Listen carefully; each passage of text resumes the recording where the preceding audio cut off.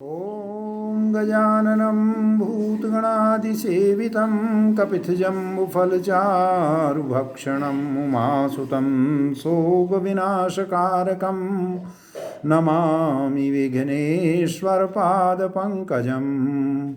ॐ वक्रतुण्डमहाकाय सूर्यकोटिसम्प्रभ निर्विघ्नं कुरु मे देव सर्वकार्येषु सर्वदा। ॐ अतुलितबलधामं नमामि हेमशिलाभदेहं नमामि धनुजवन्कृशानुं नमामि ज्ञानिनामग्रगण्यं नमामि सकलगुणनिधानं नमामि वानराणामधीशं नमामि रघुपतिप्रियभक्तं नमामि ॐ वातजातं नमामि। ॐ श्रीरामचन्द्राय नमः। ॐ श्रीरामभद्राय नमः। ॐ श्री सीतारामाय नमः। जय ओम जय शंकर जय पार्वती जय ओम शिव ओम शिव ओम शिव ओम शिव ओम। ओम तब केवट दौड़कर ऊंचे चढ़ गया और भुजा उठाकर भरत जी से कहने लगा, हे नाथ, ये जो पाकर जामो नाम और तमाल के विशाल वृक्ष दिखाई देते हैं, जिन श्रेष्ठ वृक्षों के बीच में एक सुंदर विशाल बड़का वृक्ष सुशोभित है, जिसको देखकर मन मोहित हो जाता है, उसके पत्ते नीले और सघन हैं और उसमें लाल फल लगे हैं, उसकी घनी छाया सब ऋतुओं में सुख देने वाली है, मानो ब्रह्मा जी ने परम शोभा को एकत्र करके अंधकार और लालिमामयी राशि सी रच दी है। हे गोसाई, ये वृक्ष नदी के समीप हैं, जहाँ श्री राम की पर्णकुटी छाई है। वहाँ तुलसी जी के बहुत से सुंदर वृक्ष सुशोभित हैं, जो कहीं कहीं सीता जी ने और कहीं कहीं लक्ष्मण जी ने लगाए हैं। इसी बड़की छाया में सीता जी ने अपने कर कमलों से सुंदर वेदी बनाई है, जहाँ सुजान श्री सीताराम जी मुनियों के वृंद समेत बैठकर नित्य शास्त्र वेद और पुराणों के सब कथा इतिहास सुनते हैं। सखा के वचन सुनकर और वृक्षों को देखकर भरत जी के नेत्रों में जल उमड़ आया। दोनों भाई प्रणाम करते हुए चले। उनके प्रेम का वर्णन करने में सरस्वती जी भी सक्षाती हैं। श्री रामचंद्र जी के चरण चिन्ह देखकर दोनों भाई ऐसे हर्षित होते हैं मानो दरिद्र पारस पा गया हो। वहाँ की रज को मस्तक पर रखकर हृदय में और नेत्रों में लगाते हैं और श्री रघुनाथ जी के मिलने के समान सुख पाते हैं। भरत जी की अत्यंत अनिर्वचनीय दशा देखकर वन के पशु पक्षी और जड़ जीव प्रेम में मग्न हो गए। प्रेम के विशेष वश होने से सखा निषाद राज को भी रास्ता भूल गया। तब देवता सुंदर रास्ता बतलाकर फूल बरसाने लगे। भरत के प्रेम की स्थिति को देखकर सिद्ध और साधक लोग भी अनुराग से भर गए और उनके स्वाभाविक प्रेम की प्रशंसा करने लगे कि यदि इस पृथ्वी तल पर भरत का जन्म न होता तो जड़ को चेतन और चेतन को जड़ कौन करता। प्रेम अमृत है, विरह मंदराचल पर्वत है, भरत जी गहरे समुद्र हैं। कृपा के समुद्र श्री रामचंद्र जी ने देवता और साधुओं के हित के लिए स्वयं मत कर यह प्रेम रूपी अमृत प्रकट किया है। सखा निषाद राज सहित इस मनोहर जोड़ी को सघन वन की आड़ के कारण लक्ष्मण जी नहीं देख पाए। भरत जी ने प्रभु श्री रामचंद्र जी के समस्त सुमंगलों के धाम और सुंदर पवित्र आश्रम को देखा। आश्रम में प्रवेश करते ही भरत जी का दुख और दाह मिट गया, मानो योगी को परमार्थ की प्राप्ति हो गई हो। भरत जी ने देखा कि लक्ष्मण जी प्रभु के आगे खड़े हैं और पूछे हुए वचन प्रेम पूर्वक कह रहे हैं। सिर पर जटा है, कमर में मुनियों का वस्त्र बांधे हैं और उसी में तरकस कसे हैं। हाथ में बाण तथा कंधे पर धनुष है। वेदी पर मुनि तथा साधुओं का समुदाय बैठा है और सीता जी सहित श्री रघुनाथ जी विराजमान हैं। श्री राम जी के वल्कल वस्त्र हैं, जटा धारण किए हैं, श्याम शरीर है, मानो रति और कामदेव ने मुनि का वेश धारण किया हो। श्री राम जी अपने कर कमलों से धनुष बाण फेर रहे हैं और हंसकर देखते ही जी की जलन हर लेते हैं। सुंदर मुनि मंडली के बीच में सीता जी और रघुकुल चंद श्री रामचंद्र जी ऐसे सुशोभित हो रहे हैं मानो ज्ञान की सभा में साक्षात भक्ति और सच्चिदानंद शरीर धारण करके विराजमान हैं। छोटे भाई शत्रुघ्न और सखा निषाद राज समेत भरत जी का मन प्रेम में मग्न हो रहा है। हर शोक सुख दुख आदि सब भूल गए। हे नाथ रक्षा कीजिए, हे गोसाई रक्षा कीजिए, ऐसा कहकर वे पृथ्वी पर दंड की तरह गिर पड़े। प्रेम भरे वचनों से लक्ष्मण जी ने पहचान लिया और मन में जान लिया कि भरत जी प्रणाम कर रहे हैं। अब इस ओर तो भाई भरत जी का सरस प्रेम और उधर स्वामी श्री रामचंद्र जी की सेवा की प्रबल परवश था। न तो मिलते ही बनता है और न छोड़ते ही। कोई श्रेष्ठ कवि ही लक्ष्मण जी के चित्त की इस दुविधा का वर्णन कर सकता है। जय सिया राम, जय सिया राम, जय सिया राम, जय सिया राम। वे सेवा पर भार रखकर रह गए। उसी में मानो चढ़ी हुई पतंग को खिलाड़ी खींच रहा हो। लक्ष्मण जी ने प्रेम सहित पृथ्वी पर मस्तक नवाकर कहा, हे रघुनाथ जी, भरत जी प्रणाम कर रहे हैं। यह सुनते ही श्री रघुनाथ जी प्रेम में अधीर होकर उठे। कहीं वस्त्र गिरा, कहीं तरकस, कहीं धनुष और कहीं बाण। कृपा निधान श्री रामचंद्र जी ने उनको जबरदस्ती उठाकर हृदय से लगा लिया।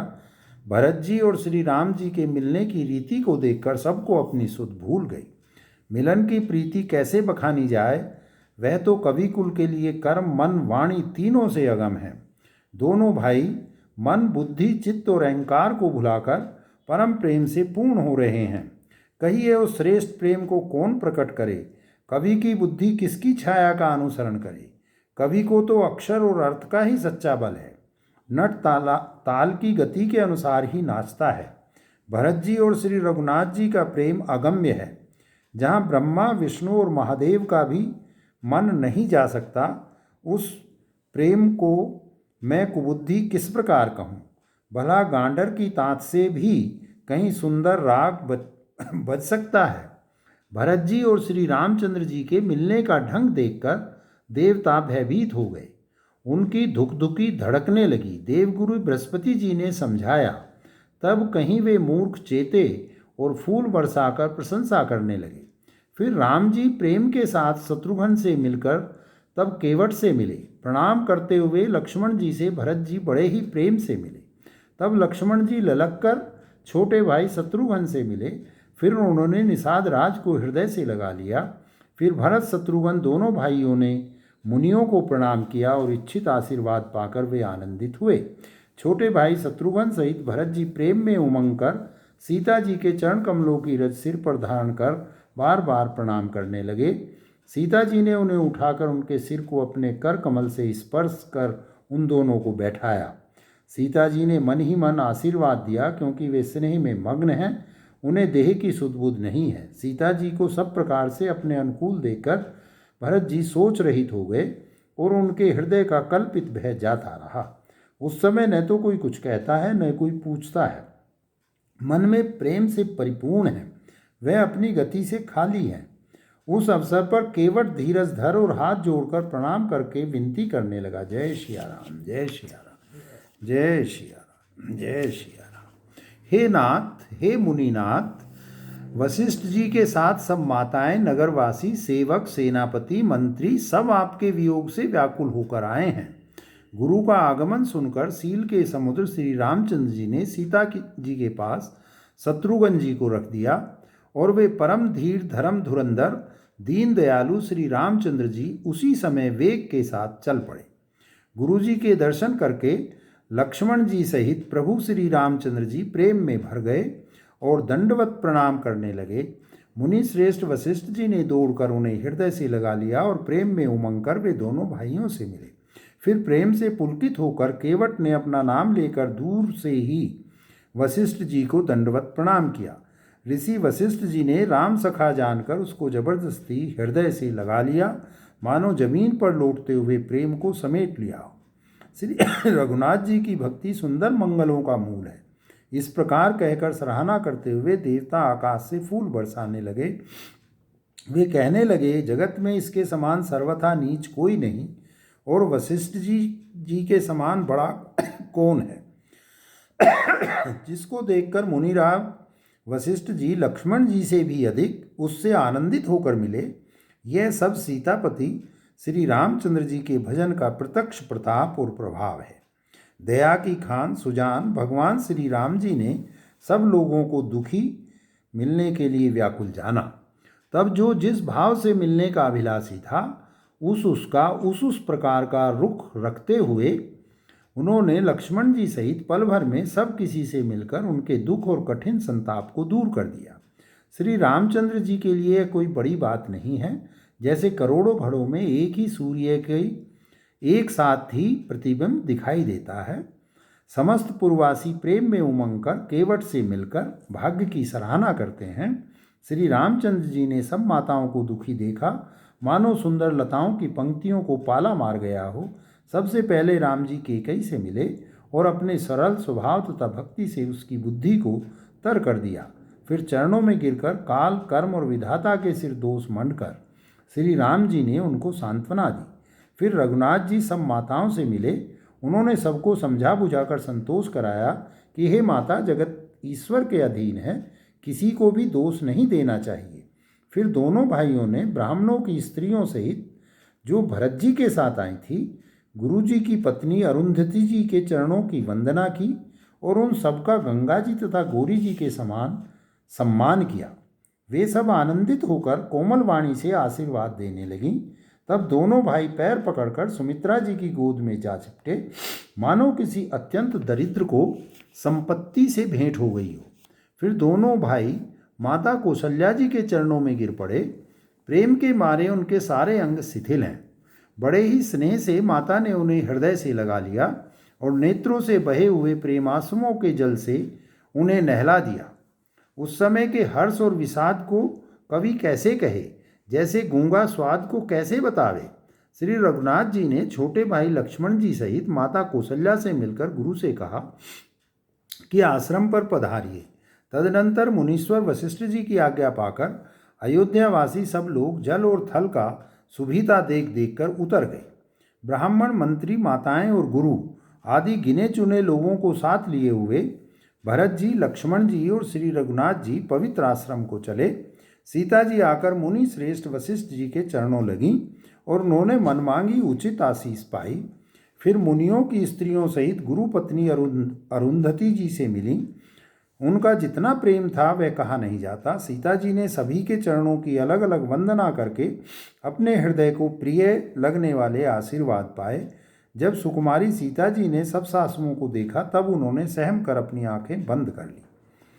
सासुओं की बुरी दशा देखकर उन्हें ऐसा प्रतीत हुआ मानो राजहंसनियाँ बधिक के वश में पड़ गई हों। कुचाली विधाता ने क्या कर डाला। उन्होंने भी सीता जी को देखकर बड़ा दुख पाया। जो कुछ दैव सहावे वह सब सहना ही पड़ता है।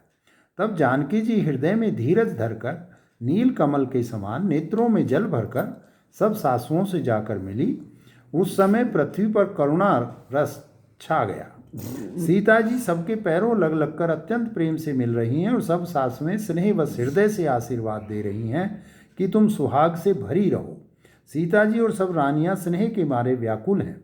तब ज्ञानी गुरु ने सबको बैठ जाने के लिए कहा। फिर मुनिनाथ वशिष्ठ जी ने जगत की गति को माइक कहा कि ये माया से परिचालित है, इसमें कुछ भी नित्य नहीं है। ऐसा कहकर कुछ परमार्थ की कथाएं कही। तदनंतर वशिष्ठ जी ने राजा दशरथ जी के स्वर्ग गमन की बात सुनाई, जिसे सुनकर रघुनाथ जी ने दुसह दुख पाया और अपने प्रति उनके स्नेह को उनके मरने का कारण विचार कर धीर धुरंधर श्री रामचंद्र जी अत्यंत व्याकुल हो गए। वज्र के समान कठोर कड़वी वाणी सुनकर लक्ष्मण जी, सीता जी और सब रानियां विलाप करने लगी। सारा समाज शोक से अत्यंत व्याकुल हो गया, मानो राजा आज ही मरे हों। फिर मुनि श्रेष्ठ वशिष्ठ जी ने श्री राम जी को समझाया। तब उन्होंने समाज सहित श्रेष्ठ नदी मंदाकिनी जी में स्नान किया। उस दिन प्रभु श्री रामचंद्र जी ने निर्जल व्रत किया। मुनि वशिष्ठ जी के कहने पर भी किसी ने जल ग्रहण नहीं किया। दूसरे दिन सवेरा होने पर मुनि वशिष्ठ जी ने श्री रघुनाथ जी को जो जो आज्ञा दी वह सब कार्य प्रभु श्री रामचंद्र जी ने श्रद्धा भक्ति सहित आदर के साथ किया। वेदों में जैसा कहा गया है उसी के अनुसार पिता की क्रिया करके पाप रूपी अंधकार के नष्ट करने वाले सूर्य रूप श्री रामचंद्र जी शुद्ध हुए। जिनका नाम पाप रूपी रुई के लिए अग्नि है और जिनका स्मरण मात्र समस्त शुभ मंगलों का मूल है, वे नित्य शुद्ध बुद्ध भगवान श्री राम जी शुद्ध हुए। साधुओं की ऐसी सम्मति है कि उनका शुद्ध होना वैसा ही है जैसा तीर्थों के आह्वान से गंगा जी शुद्ध होती है। गंगा जी तो स्वभाव से ही शुद्ध हैं, उनमें जिन तीर्थों का आह्वान किया जाता है उल्टे वे ही गंगा जी के संपर्क में आने से शुद्ध हो जाते हैं। इसी प्रकार सच्चिदानंद रूप श्री राम तो नित्य शुद्ध हैं और उनके संसर्ग से कर्म ही शुद्ध हो जाते हैं। इसी प्रकार सच्चिदानंद स्वरूप जब शुद्ध हुए 2 दिन बीत गए, तब श्री रामचंद्र जी प्रीति के साथ गुरु जी से बोले, हे नाथ, सब लोग यहाँ अत्यंत दुखी हो रहे हैं, कंद मूल फल और जल का ही आहार करते हैं। भाई शत्रुघ्न सहित भरत को, मंत्रियों को और सब माताओं को देखकर मुझे एक एक पल युग के समान बीत रहा है। अतः सबके साथ आप अयोध्यापुरी को पधारिए। आप यहाँ हैं और राजा अमरावती में हैं। अयोध्या सूनी है, मैंने बहुत कह डाला, यह सब बड़ी ढिठाई की है। हे गोसाई, जैसा उचित हो वैसा ही कीजिए। वशिष्ठ जी ने कहा, हे राम, तुम धर्म के सेतु और दया के धाम हो, तुम भला ऐसा क्यों न कहो। लोग दुखी हैं, 2 दिन तुम्हारा दर्शन कर शांति लाभ कर लें। श्री राम जी के वचन सुनकर सारा समाज भयभीत हो गया, मानो बीच समुद्र में जहाज डगमगा गया हो। परंतु जब उन्होंने गुरु वशिष्ठ जी की श्रेष्ठ कल्याण मूलक वाणी सुनी तो उस जहाज के लिए मानो हवा अनुकूल हो गई। सब लोग पवित्र पयस्विनी नदी पर तीनों समय स्नान करते हैं, जिनके दर्शन से ही पापों के समूह नष्ट हो जाते हैं, और मंगल मूर्ति श्री रामचंद्र जी को दंडवत प्रणाम कर करके उन्हें नेत्र भर भर कर देखते हैं। सब श्री रामचंद्र जी के पर्वत और वन को देखने जाते हैं, और जहाँ सभी सुख हैं और सभी दुखों का अभाव है। झरने अमृत के समान जल झरते हैं, और 3 प्रकार की शीतल मंद सुगंध हवा तीनों प्रकार के तापों को हर लेती है। असंख्य जाति के वृक्ष, लताएं और तृण हैं तथा बहुत तरह के फल, फूल और पत्ते हैं। सुंदर शिलाएं हैं, वृक्षों की छाया सुख देने वाली है। वन की शोभा किससे वर्णन की जा सकती है। तालाबों में कमल खिल रहे हैं, जल के पक्षी कूज रहे हैं और भोरे गुंजार कर रहे हैं, और बहुत रंगों के पक्षी और पशु वन में वैर रहित होकर विहार कर रहे हैं। कोल, किरात और भील आदि वन के रहने वाले लोग पवित्र, सुंदर एवं अमृत के समान स्वादिष्ट मधु को सुंदर दोने बनाकर उनमें भर भर कर तथा कंद मूल फल और अंकुर आदि की जूड़ियों को सबको विनय और प्रणाम करके उन चीज़ों के अलग अलग स्वाद, भेद, गुण और नाम बता बता कर देते हैं। लोग उनका बहुत दाम देते हैं, पर वे नहीं लेते और लोटा देने में श्री राम जी की दुहाई देते हैं। प्रेम में मगन हुए वे कोमल वाणी से कहते हैं कि साधु लोग प्रेम को पहचान कर उसका सम्मान करते हैं। आप तो पुण्यात्मा हैं, हम नीच निषाद हैं। श्री राम जी की कृपा से ही हमने आप लोगों के दर्शन पाए हैं। हम लोगों को आपके दर्शन बड़े ही दुर्लभ हैं, जैसे मरुभूमि के लिए गंगा जी की धारा दुर्लभ है। कृपालु श्री रामचंद्र जी ने निषाद पर कैसी कृपा की है। जैसे राजा हैं वैसा ही उनके परिवार और प्रजा को भी होना चाहिए। हृदय में ऐसा जानकर संकोच छोड़कर और हमारा प्रेम देखकर कृपा कीजिए, और हमको कृतार्थ करने के लिए ही फल, तृण और अंकुर लीजिए। आप प्रिय पाहुने वन में पधारे हैं, आपकी सेवा करने के योग्य हमारे भाग्य नहीं हैं। हे स्वामी, हम आपको क्या देंगे। भीलों की मित्रता तो बस ईंधन और पत्तों तक ही है। हमारी तो यही बड़ी भारी सेवा है कि हम आपके कपड़े और बर्तन नहीं चुरा लेते। गाड़ी अंदर कर दे। हाँ, हम लोग जड़ जीव हैं, जीवों की हिंसा करने वाले हैं, कुटिल, कुचाली, कुबुद्धि और कुजाती हैं। हमारे दिन रात पाप करते ही बीतते हैं, तो भी न तो हमारी कमर में कपड़ा है और न पेट ही भरते हैं। हम में स्वप्न में भी कभी धर्म बुद्धि कैसी। यह सब तो श्री रघुनाथ जी के दर्शन का प्रभाव है। जब से प्रभु चरण कमल देखे तब से हमारे दुसह दुख और दोष मिट गए। वनवासियों के वचन सुनकर अयोध्या के लोग प्रेम में भर गए और उनके भाग्य की सराहना करने लगे। सब उनके भाग्य की सराहना करने लगे और प्रेम के वचन सुनाने लगे। उन लोगों के बोलने और मिलने का ढंग तथा श्री सीताराम जी के चरणों में उनका प्रेम देखकर सब सुख पा रहे हैं। उन कोल भीलों की वाणी सुनकर सभी नर नारी अपने प्रेम का निरादर करते हैं। तुलसीदास जी कहते हैं कि रघुवंश मणि श्री रामचंद्र जी की कृपा है कि लोहा नौका को अपने ऊपर लेकर तैर गया। सब लोग दिनों दिन परम आनंदित होते हुए वन में चारों ओर विचरते हैं। जैसे पहली वर्षा के जल से मेंढक और मोर मोटे हो जाते हैं। अयोध्यापुरी के पुरुष और स्त्री सभी प्रेम में अत्यंत मग्न हो रहे हैं। उनके दिन पल के समान बीत जाते हैं। जितनी सासुएं थी उतने ही वेश रूप बनाकर सीता जी सब सासुओं की आदरपूर्वक एक सी सेवा करती हैं। श्री रामचंद्र जी के सिवा इस भेद को और किसी ने नहीं जाना। सब मायाएं श्री सीता जी की माया में ही हैं। सीता जी ने सासुओं को सेवा से वश में कर लिया। उन्होंने सुख पाकर सीख और आशीर्वाद दिए। सीता जी समेत दोनों भाइयों को सरल स्वभाव देखकर कुटिल रानी केकई भरपेट पछताई। वह पृथ्वी तथा यमराज से याचना करती है, किंतु धरती बीच नहीं देती और विधाता मौत नहीं देता। लोक और वेद में प्रसिद्ध है और कवि भी कहते हैं कि जो श्री राम जी से विमुख है उन्हें नरक में भी ठोर नहीं मिलती। सबके मन में यह संदेह हो रहा था कि हे विधाता, श्री रामचंद्र जी का अयोध्या जाना होगा या नहीं। भरत जी को तो न तो रात को नींद आती है न दिन में भूख ही लगती है। वे पवित्र सोच में ऐसे विकल हैं जैसे नीचे के कीचड़ में डूबी हुई मछली को जल की कमी से व्याकुलता होती है। भरत जी सोचते हैं कि माता के मिस से काल ने कुचाल की है, जैसे धान के पकते समय ईति का भय आ उपस्थित हुआ हो। अब श्री रामचंद्र जी का राज्याभिषेक किस प्रकार हो, मुझे तो एक भी उपाय नहीं सूझ पड़ता। गुरुजी की आज्ञा मानकर तो श्री राम जी अवश्य ही अयोध्या को लौट चलेंगे, परंतु मुनि वशिष्ठ तो श्री रामचंद्र जी की रुचि जानकर ही कुछ कहेंगे।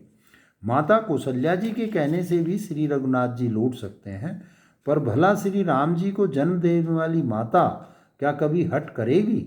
मुझ सेवक की तो बात ही कितनी है, उसमें भी समय खराब है और विधाता प्रतिकूल है। यदि मैं हट करता हूँ तो यह घोर कुकर्म होगा, क्योंकि सेवक का धर्म शिवजी के पर्वत कैलाश से भी भारी है। एक भी युक्ति भरत जी के मन में न ठहरी। सोचते ही सोचते रात बीत गई। भरत जी प्रातःकाल स्नान करके और प्रभु श्री रामचंद्र जी को सिर नवाकर बैठे ही थे कि ऋषि वशिष्ठ जी ने उनको बुलवा भेजा। भरत जी गुरु के चरण कमलों में प्रणाम करके आज्ञा पाकर बैठ गए। उसी समय ब्राह्मण, महाजन, मंत्री आदि सभी सभासद आकर जुट गए। श्रेष्ठ मुनि वशिष्ठ जी समयोचित वचन बोले, हे सभासदों, हे सुजान भरत, सुनो। सूर्य कुल के सूर्य महाराज श्री रामचंद्र धर्म धुरंधर और स्वतंत्र भगवान हैं। वे सत्य प्रतिज्ञ हैं और वेद की मर्यादा के रक्षक हैं। श्री राम जी का अवतार ही जगत के कल्याण के लिए हुआ है। वे गुरु, पिता और माता के वचनों के अनुसार चलने वाले हैं, दुष्टों के दल का नाश करने वाले और देवताओं के हितकारी हैं। नीति, प्रेम, परमार्थ और स्वार्थ को श्री राम जी के समान यथार्थ कोई नहीं जानता। ब्रह्मा, विष्णु, महादेव, चंद्र, सूर्य, दिक्पाल, माया, जीव, सभी कर्म और काल, शेष जी और राजा आदि जहाँ तक प्रभुता है और योग की सिद्धियाँ जो वेद और शास्त्रों में गाई गई हैं, हृदय में अच्छी तरह विचार कर देखो। श्री राम जी की आज्ञा इन सभी के सिर पर है। अतएव श्री राम जी की आज्ञा और रुख रखने में ही हम सबका हित होगा। अब तुम सयाने लोग जो सबको सम्मत हो वही मिलकर करो। श्री राम जी का राज्याभिषेक सबके लिए सुखदायक है।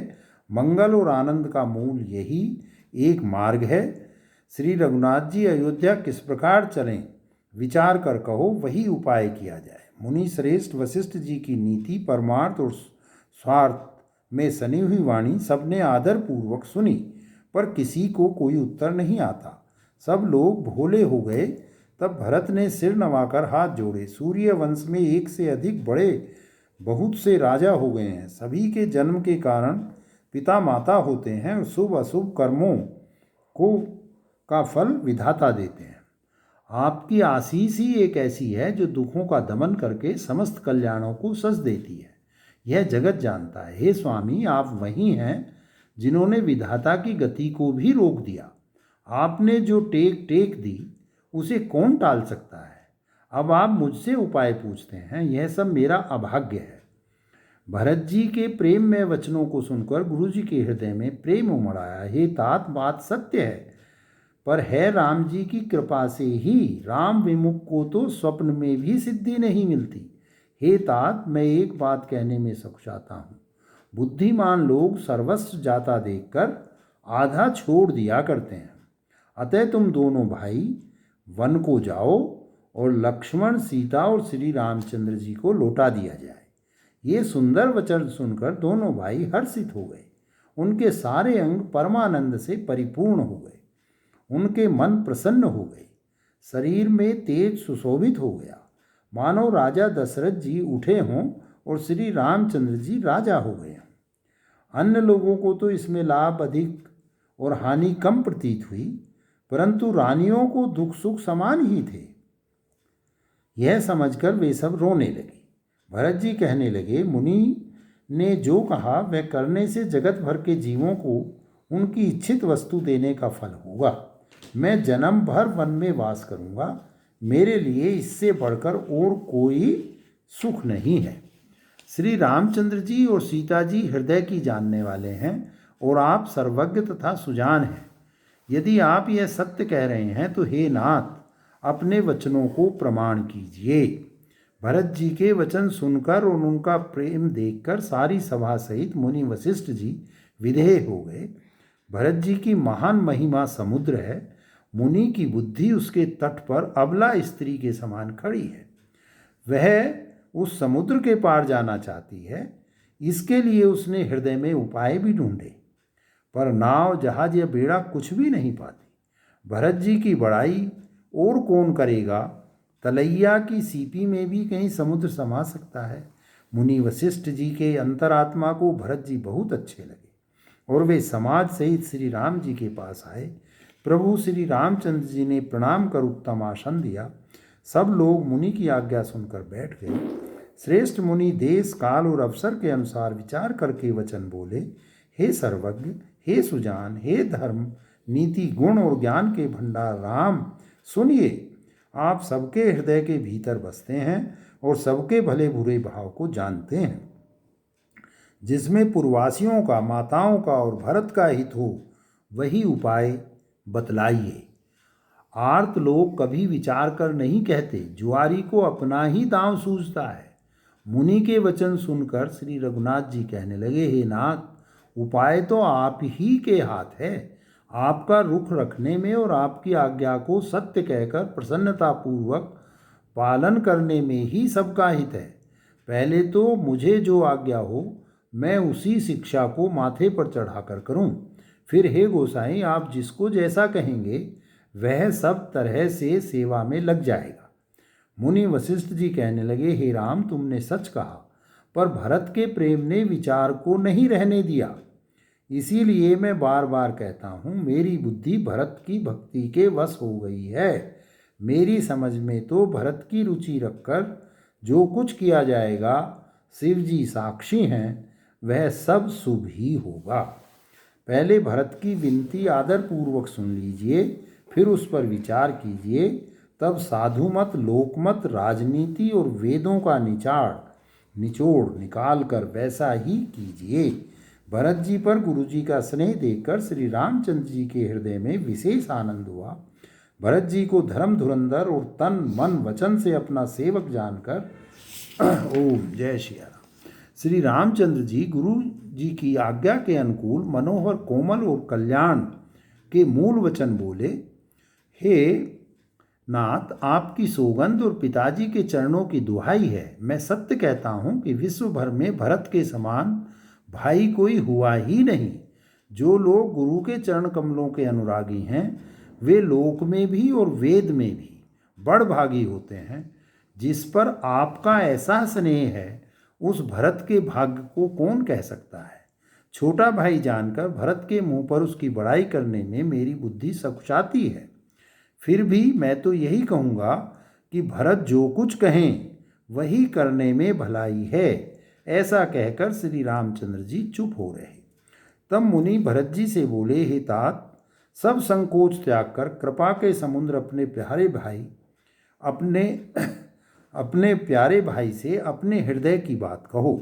मुनि के वचन सुनकर और श्री रामचंद्र जी का रुख पाकर गुरु तथा स्वामी को भरपेट अपने अनुकूल जानकर सारा बोझ अपने ही ऊपर समझकर भरत जी कुछ कह नहीं सकते। वे विचार करने लगे। शरीर से पुलकित होकर वे सभा में खड़े हो गए। कमल के समान नेत्रों में प्रेमाश्रुओं की बाढ़ आ गई। मेरा कहना तो मुनिनाथ ने ही निभा दिया,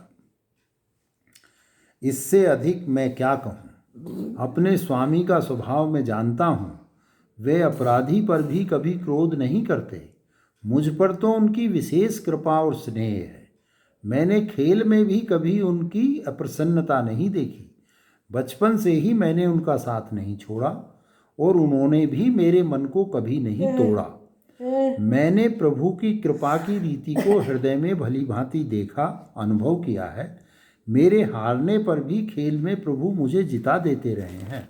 मैंने भी प्रेम और संकोचवश कभी सामने मुंह नहीं खोला। प्रेम के प्यासे मेरे नेत्र आज तक प्रभु के दर्शन से तृप्त नहीं हुए, परंतु विधाता मेरा दुलार न सह सका। उसने नीच माता के बहाने अंतर डाल दिया।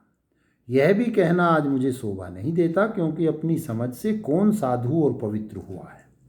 माता नीच है और मैं सदाचारी और साधु हूँ, ऐसा हृदय में लाना ही करोड़ दुराचारों के समान है। क्या कोदों की बाली उत्तम धान फल सकती है? क्या काली गोंघी मोती उत्पन्न कर सकती है? स्वप्न में भी किसी को दोष का लेस भी नहीं है। मेरा अभाग्य ही अथाह समुद्र है। मैंने अपने पापों का परिणाम समझे बिना ही माता को कटु वचन कहकर व्यर्थ ही जलाया। मैं अपने हृदय में सब ओर खोजकर हार गया। मेरी भलाई का कोई साधन नहीं सूझता। एक ही प्रकार भले ही निश्चय ही मेरा भला है, वह यह है कि गुरु महाराज सर्वसमर्थ हैं और श्री सीताराम जी मेरे स्वामी हैं। इसी से परिणाम मुझे अच्छा जान पड़ता है। साधुओं की सभा में गुरुजी और स्वामी के समीप इस पवित्र तीर्थ स्थान में मैं सत्य भाव से कहता हूँ कि यह प्रेम है या प्रपंच, झूठ है या सच, इसे मुनि वशिष्ठ जी और श्री रघुनाथ जी जानते हैं। प्रेम के प्रण को निभाकर महाराज का मरना और माता की कुबुद्धि, दोनों का सारा संसार साक्षी है। माताएं व्याकुल हैं, वे देखी नहीं जाती। अवधपुरी के नर नारी दुसह ताप से जल रहे हैं। मैं ही इन सारे अनर्थों का मूल हूँ। यह सुन और समझकर मैंने सब दुख सहा है। श्री रघुनाथ जी, लक्ष्मण जी और सीता जी के साथ मुनियों का सा वेश धारण कर बिना जूते पहने पांव प्यादे ही वन को चले गए। यह सुनकर शंकर जी साक्षी हैं। इस घाव से भी मैं जीता रह गया। फिर निषाद राज का प्रेम देखकर भी इस वज्र से भी कठोर हृदय में छेद नहीं हुआ। अब यहाँ आकर सब आंखों देख लिया। यह जड़ जीव जीता रहकर सभी सहावेगा। जिनको देखकर रास्ते की सांपनी और बीछी भी अपने भयानक विष और तीव्र क्रोध को त्याग देती हैं, वे ही श्री रघुनंदन लक्ष्मण और सीता। जिसको शत्रु जान पड़े, उस कैकई के पुत्र मुझको छोड़कर दैव दुसह दुख और किसे सहावेगा।